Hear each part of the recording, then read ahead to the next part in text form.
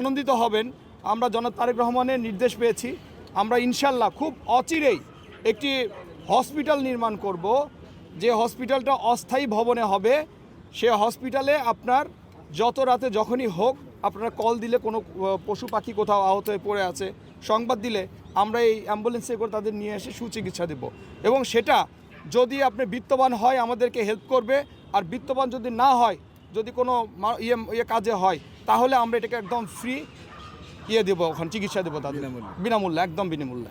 মানে উনি যখন এটাকে জানছে, আমার সাথে একদিন কথা হয়েছে, উনি যখন বলেছেন যে আমাদের নবীজি বিড়াল পুষতেন, এবং কোনো এক নবী সম্ভবত বিড়ালের নামও রেখেছিলেন একটা, যে নামে কিন্তু ওনার শ্বশুরালয়ে একটি বিড়ালের নামও করানো হয়েছে।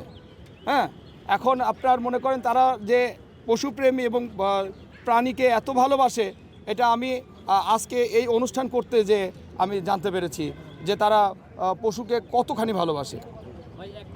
লক্ষ্য উদ্দেশ্য থাকবে, আমাদের তো স্লোগান আছেই, স্লোগানটাই আছে আমাদের। স্লোগানটা আমাদের হচ্ছে দেশ হোক প্রাণ ও প্রাণী নিরাপদ অভয়ারণ্য আবাসস্থল। এটা আমরা দিয়েছি, এটার লক্ষ্যে আমরা এগিয়ে যাব। আপনারা সহযোগিতা করবেন, যেহেতু এটাই এমন একটি সংগঠন, সারা বাংলাদেশের প্রায় 100-র অধিক সংগঠন নিয়ে আমরা একটা কেন্দ্রীয় সংগঠন করছি, সেটা জাতীয় সংগঠন।